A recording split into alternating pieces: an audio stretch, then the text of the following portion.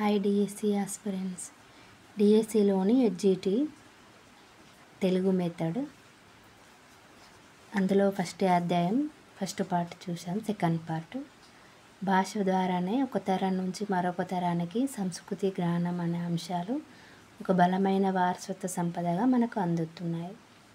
సంస్కృతి, నాగరికత అను రెండు పర్యాయ పదాలుగా వాడుతున్నాం, కానీ వాటి మధ్య భేదం ఉంటుంది అని కొందరు శాస్త్రవేత్తలు తెలిపారు. సంస్కృతి స్థిరంగా ఉంటుంది, నాగరికత కాలానుగుణంగా మారుతుంటుంది. చరిత్రలో బుద్ధుని కాలం నుంచి శాతవాహనుల వరకు ప్రాకృత భాష ప్రధానమైన భాషగా వెలుగొందింది.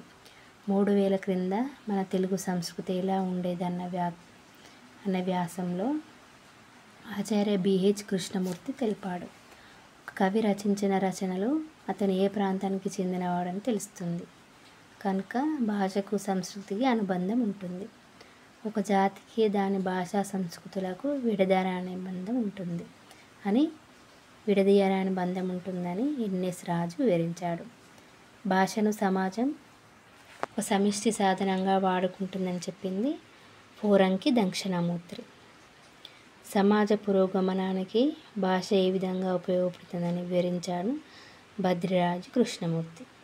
మన దేశంలో భాషా కుటుంబాలపై పరిశోధన చేసింది Grierson linguistic survey of India ప్రకారం. దీని ప్రకారం 175 భాషలు, 554 మాండలికాలు. నెక్స్ట్ జనాభా గణన శాఖల వారు భాషలు కానీ మాండలికాలు కానీ 1652 అంచనా వేశారు. భాషా కుటుంబాలు 4. అందులో ఒకటి సీనో టిబెటియన్ భాషా కుటుంబం. అందులో 2 శాఖలు ఉన్నాయి. ఒకటి టిబెటియన్ బర్మన్, 2 చైనీస్. ఈ టిబెటియన్ బర్మన్ ఈశాన్య ప్రాంతంలో వినిపిస్తుంది. ఈశాన్య ప్రాంతంలో మంగోలైడ్ తెగ వాడుకలోకి తీసుకొని వచ్చాయి ఈ టిబెటియన్ బర్మన్. ఈ శాఖకు చెందిన భాషలు 10. అందులో ఒకటి బోడో, నాగో, గార, కూకీచెన్, మణిపురి, లుషాయి, భూపతి, నైవేరి, వేబ్చ, అస్మక, మికిల్. సెకండ్ ఇండో యూరోపియన్ భాషా కుటుంబం. ఈ ప్రపంచ భాషా కుటుంబంలో మొదటి కుటుంబం. ఇండో యూరోపియన్ మొదటి కుటుంబం మరియు అధికంగా మాట్లాడే భాషలు ఈ కుటుంబంలో ఉన్నాయి.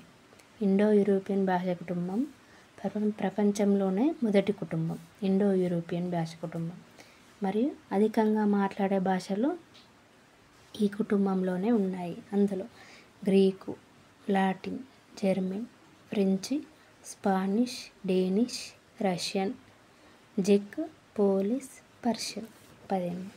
థర్డ్ ఆస్ట్రో ఏషియన్ భాషా కుటుంబాలు. ఆస్ట్రేలియా ఖండం నుండి ఆగ్నేయాసియా వరకు వ్యాపించి ఉన్న దేశాల్లో భాషలన్నీ ఈ భాషా కుటుంబానికి చెందింది. ఇండియాలో వ్యవహరించే సంతాలి, ముండాలి, సవర, గదబ మొదలైన జాతుల భాషలు ఈ కుటుంబానికి చెందినవి. ఫోర్త్ ద్రావిడ భాషా కుటుంబం. ప్రపంచంలో అతిపెద్ద భాషా కుటుంబంలో ప్రధానమైంది. ఈ ద్రావిడ భాషా కుటుంబం ప్రపంచంలో అతిపెద్దది. ఇండో యూరోపియన్ భాషా కుటుంబం అనేది మొదటిది మరియు అధికంగా మాట్లాడేవాళ్ళు. ద్రావిడ భాషా కుటుంబం అతిపెద్దది. ఇందులో 3 ఉపకుటుంబాలుగా 23 భాషలుగా విడిపడ్డాయి. అందులో ఒకటి దక్షిణ ద్రావిడ భాషా కుటుంబం. ఒకటి తమిళం, కన్నడం, మలయాళం, తుళు, తొద, కొడుగు, కోత, బడగ. సెకండ్ మధ్య ద్రావిడ భాషా కుటుంబం. అందులో తెలుగు, గోండి, కొండ, కోయి, కోవి, పెగ్గు, కొలామి, మండ, నాయకి, పర్జి, బళ్ళారి, గదబ. థర్డ్ ఉత్తర ద్రావిడ కుటుంబం. కురుగు, మాతో, బ్రాహ్మణ్. సోవియట్ యూనియన్ ప్రధాన కమ్యూనిస్టు నాయకుడు స్టాలిన్ ఒక జాతి నిర్మాణంలో భాష వ్యవహరించే పాత్రను వివరిస్తాడు. సుదీర్ఘకాలం శ్రమిస్తూ సామాజిక ఉత్పాదన పంపిణీల నిర్వహణలోనే క్రమంలో సహజీయమైన భాష సహజంగా పుట్టి పెరిగింది. స్టాలిన్ మాటలతో సోవియట్ యూనియన్లో సంయుక్తంగా ఉన్న ప్రాంతాలు ఎవరికి వారుగా విడిపోయారు. మనిషికి భాష ఆర్థిక పరిస్థితులు, రాజకీయ ప్రయోజనాలు ప్రభావాన్ని చూపుతాయి. ఆలోచన ఎత్తు ఎంత పెరిగితే మన భాష కూడా అంత ఎత్తు పెరుగుతుంది. భాషతో పాటు ఆలోచన పెరుగుతుంది అన్నది ఫోరక్కి దక్షిణామూర్తి. ఇది నియత వ్యవస్థగా భాష అనేది మార్పులకు లోనవుతుంది. ధ్వని పరిమాణం ఒక క్రమ పద్ధతిలో వస్తుంది. మొదట సంబంధించి ఎఫేసియా అనే వ్యాధి ఉన్నవారు తప్ప మరెవరు వ్యాకరణ విరుద్ధంగా మాట్లాడలేరు. ఏ వ్యాధి ఉన్నవారు? ఎఫేసియా. ఈ వ్యాధి ఉన్నవారు వ్యాకరణ విరుద్ధంగా మాట్లాడరు. ప్రపంచంలో వేల భాషలు ఉన్నాయి. వాటి నిర్మాణాలు తెలిపే శాస్త్ర గ్రంథాలు లేవని ఫోరంకి దక్షిణామూర్తి అని తెలిపారు. భాషను నియత వ్యవస్థగా నిర్ధారించాడు. పదాల ఆది మాధ్యమంలో ఏ ధ్వనులు కలుస్తాయి, ఏవి కలవో నిరూపించింది ఆచార్య బద్రిరాజు కృష్ణమూర్తి.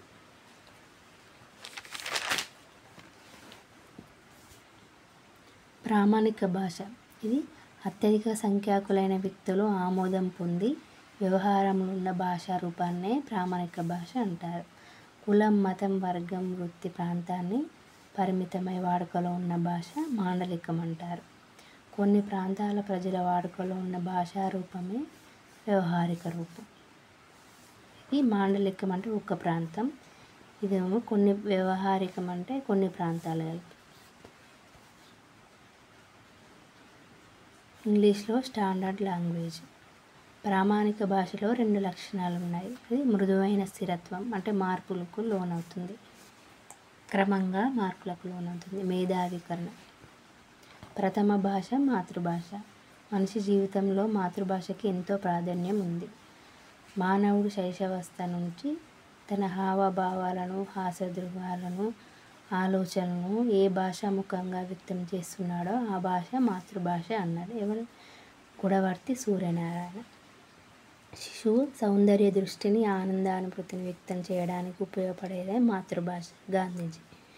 శైశవం మొదలుకొని జీవితాంతాన్ని తీర్చిదిద్ది ఆత్మవిశ్వాసాన్ని కలిగించి జాతి అభివృద్ధికి చేసే శక్తి మాతృభాష అంది రైబర్న్. శిశువు తన జాగ్రత్త అవస్థలో ఏ భాషలో ఆలోచిస్తాడో, నిద్రావస్థలో ఏ భాషలో కలగంటాడో అదే మాతృభాష అన్నది బల్లార్డ్. జ్ఞానార్జనకు మాతృభాష ఉత్తమమైన మాధ్యమాన్ని విద్యావేత్తలు తెలిపారు. పరభాష ద్వారా నేర్చే విద్య సోపానాలు లేని సౌధం వంటిదని విశ్వకవి రవీంద్రులు అన్నాడు. త్రిభాష సూత్రం. ప్రాంతీయ భాష, మాతృభాష, ప్రథమ భాష అంటారు. ఇప్పుడు ప్రాంతీయ భాషకి 3 పేర్లు: మాతృభాష, ప్రథమ భాష. జాతీయ భాషను ద్వితీయ భాష అంటారు. ఆధునిక అంతర్జాతీయాన్ని ఆంగ్లాన్ని అంటారు. గాంధీజీ సూచించిన ప్రాతిపదిక విద్యా విధానంలో కూడా మాతృభాషకు ప్రథమ స్థానంలో ఉన్నది. భాషా ప్రయుక్త రాష్ట్రాలు ఏర్పడిన తర్వాత 1956లో కేంద్ర ప్రభుత్వ విద్యా సలహా సంఘం త్రిభాష సూత్రాన్ని ప్రతిపాదించింది. ఈ క్యాబ్ ఎప్పుడు 1956లో త్రిభాష సూత్రాన్ని ప్రతిపాదించింది. 1961లో రాష్ట్రాల ముఖ్యమంత్రి సమావేశంలో అన్ని రాష్ట్రాలు అమలు చేయాలని అంగీకరించడం జరిగింది. కోఠారి కమిషన్ 1964-63 త్రిభాష సూత్రాన్ని అమలులోకి ఉంది. మాండలికం అంటే భాష అంటే ప్రత్యేకమైన భాష కాదు, పరిమితమైన భౌగోళిక ప్రాంతాన్ని మండలం అంటారు. వారి భాష ప్రత్యేక లక్షణంగా ఉంటుంది. దీన్ని డయాలెక్ట్ అని కూడా అంటారు. దీనికి తక్కువ ప్రామాణికత, వ్యాకరణాది రంగాల్లో వికసించకపోవడం. ఏపీ తెలంగాణ భాషా మండలాలుగా విభజించింది. ఏపీ ఉన్న తెలంగాణ 4 భాషా మండలాలు ఇవ్వలు. ఆచార్య బద్రిరాజు కృష్ణమూర్తి. తెలంగాణ ఉత్తర మండలంలో ఉంది. 4 ఏంటి అంటే పూర్వ, మధ్యమ, దక్షిణ, ఉత్తర. మన తెలంగాణ ఉత్తరంలో ఉంది. వ్యక్తిగత భాష అంటే ప్రతి వ్యక్తికి ఉండే వ్యవహారిక భాషా భేదాన్ని వ్యక్తిగత భాష అంటారు. గృహ భాష అంటే ఇంటి భాష, పాఠశాల రాకముందు నేర్చుకునే భాష. బోధన మాధ్యమంగా భాష మాతృభాష. తల్లిపాలు తాగి పెరిగిన వాడికి దూదిపాలు తాగి పెరిగిన తేడా ఎంత ఉంటుందో మాతృభాషలో నేర్చుకున్న వాడికి పరభాష ద్వారా నేర్చుకునేవాడికి తేడా ఉంటుందని కోమర్రాజు లక్ష్మణరావు అభిప్రాయపడ్డారు. స్వాతంత్రం రాకముందు 1835 లార్డ్ మెకాలే మన విద్యా వ్యవస్థలో ఇంగ్లీషును ఆంగ్లాన్ని బోధన భాషగా ప్రవేశపెట్టాడు. 1835ని భారత ప్రభుత్వ చట్టం అని కూడా అంటారు. 1906లో కాంగ్రెస్ ఏర్పడి నేషనల్ కౌన్సిల్ ఆఫ్ ఎడ్యుకేషన్ సభ్యులు గురురాజ్ బెనర్జీ, రాస్ బిహారీ బోస్, ఠాగూర్, బిపిన్ చంద్రపాల్, చిత్తరంజన్ దాస్. 1910లో ప్రవేశపెట్టిన గోపాలకృష్ణ గోఖలే విద్యా విషయక బిల్లును ప్రవేశపెట్టాడు. 1906లో కాశీ హిందూ విశ్వవిద్యాలయం ఉత్సవంలో గాంధీ చేసిన ఉపన్యాసం. 1980 కలకత్తా విశ్వవిద్యాలయం. 1929 హాటా కమిటీ నివేదిక. 1936 ఫుడ్ ఎబర్సెట్ నివేదిక. ఇవన్నీ బోధనగా మాతృభాషగా ఉండాలని చెప్పారు. గాంధీ బోధనగా మాతృభాష ఉండాలని హరిజన పత్రికల్లో 1838లో రాశాడు. 1937 బేసిక్ విద్యా విధానం. 1969లో ఇంటర్లో తరగతిలో కూడా బోధనా భాషగా తెలుగు అమల్లోకి వచ్చింది. భాష జాతీయ సమైక్యతకు అంతర్జాతీయ అవగాహనకు భాష ఉపయోగపడుతుంది. అధికారిక భాష అంటే దీన్ని ముందు రాజభాష అంటారు, పాలనా భాష అంటారు. సమాజంలో అత్యధిక సంఖ్యాక ప్రజల మాతృభాష అధికారిక భాష. శాతవాహన కాలం వరకు ప్రాకృత భాష అమలులోకి ఉంది. చాళుక్యుల నుంచి తెలుగు అధికారిక భాషగా పాలనా భాషగా చేసుకుంటుంది. 1950లో రాజ్యాంగం అధికార భాష చట్టాన్ని అమలులోకి తీసుకువచ్చింది. 1956లో తెలుగు దేశంలో ఏర్పడాల్సి ఉంది. కానీ 1966లో ఏపీ అధికారిక భాష చట్టం ఏర్పడింది. 1974లో తెలంగాణ అధికార భాషా సంఘం ఏర్పడింది. 1974లో ఏర్పడిన తర్వాత దానికి అధ్యక్షులు వావిలాల గోపాలకృష్ణయ్య. తర్వాత తెలంగాణ ఏర్పడిన తర్వాత దానికి అధ్యక్షులుగా దేవులపల్లి ప్రభాకర్ రావు. నెక్స్ట్ అధ్యయనం నెక్స్ట్ పార్ట్లో చూద్దాం. Thanks everyone. నచ్చితే లైక్ చేయండి, సబ్స్క్రైబ్ చేయండి.